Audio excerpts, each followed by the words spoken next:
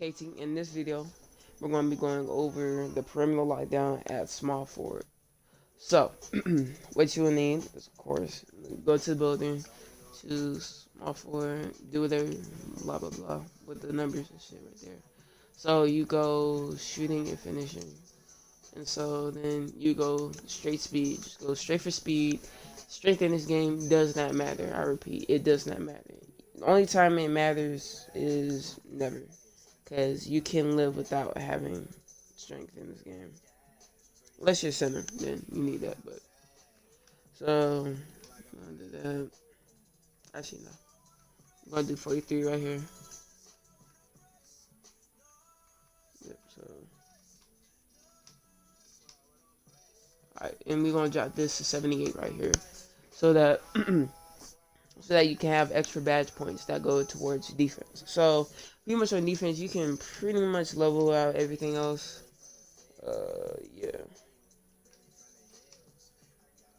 Yeah, you're gonna have a 75. There you go. So now you have 76. There you go. Okay, so then once you do that, you wanna choose whether body type. Then you go 6'6". The reason why I went 6'6" is because you get better shooting overall. Because if you go taller, this is how you make the rebounding wing, and the rebounding wing really doesn't have any of that much finishing.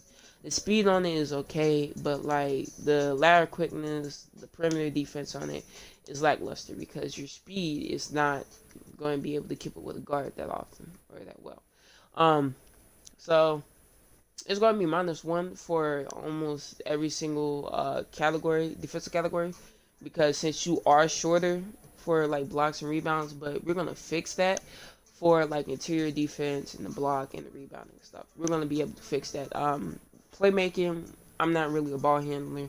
This is not really an ISO build. This is really a sit corner. You know, you could get the ball and do get a screen and then shoot it, but or you can dunk with this build. That's one thing I like about this build. It different than the rebounding wing at small forward is because this build actually can dunk the ball. You can get fancy footwork since you have 5 finishing badges, and then you have, what is it, like 17 shooting badges still, but you get, I think, more uh, defensive badges than a rebounding wing does. So all in all, I think it's still a pretty good build. I run this build. It works pretty well for me. But so now that it's 6'6" right here, you want to go 219 to buff that interior defense up. Nothing else is going to be dramatically changed, because if you go like that, 220, lateral quickness. You know what I'm saying? So we're gonna go like that, and then we're gonna go 85.6. Now this is going to get your steal, your block, but it is going to lower your 3.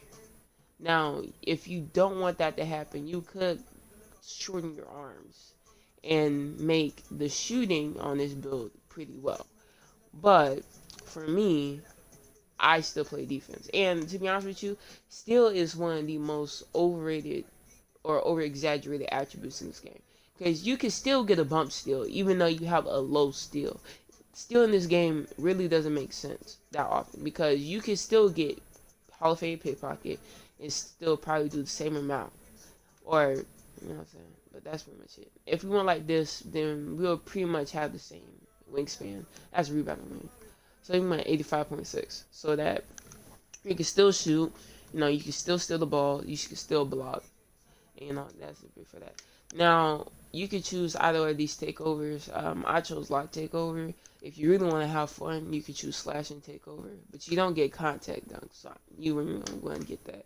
So you either choose the shooter, glass clean. Now, it's between lockdown and shooting. So I chose lockdown takeover on my main build, and then you get this. And so, all in all, for badges wise, you're going to be able to put on, let's see, so, no, try this at 95.5, 95%.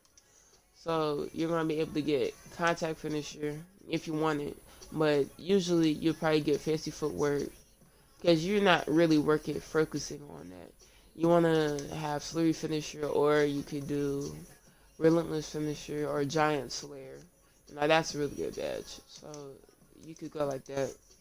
And then for the shooting, you can go boom boom, Hall of Fame or gold, um, Hall of Fame range extender. You can probably go Hot Zone Hunter on silver, Green Machine on silver, Catch and Shoot silver. Like there you go. Or if you really want to do it, you can take corner off. You can go Hot Zone Hunter, and then you can put a Hot Start or a Bounty Shooter. Those do work, and those are good badges. But usually I just run like that because you don't need Green Machine on Hall of Fame or Gold. It still works perfectly fine at silver. And Hot Zone Hunter, if you have Hot Zones, it's pretty good. Corner Specialist, you already know how to catch and shoot. So yeah. For this one play main badge, you can do whatever you want with it. Just you got to put it on, ankle breaker or bailout. So for the defending, this is where it really gets exciting. So you want to put Clamps Hall of Fame, keep that doing friendly. Intimidator, you want to keep it on silver. The reason why is because gold and the Hall of Fame really don't work as well as silver for some reason. You could put Pick Dodger on gold, or you could put both of these on Hall of Fame, and you could put Pickpocket on Holly, or if you want to be serious, you could put Chase Out Artist on silver, and then you could put Pickpocket on Hall of Fame, and that's really how you start to mix and match.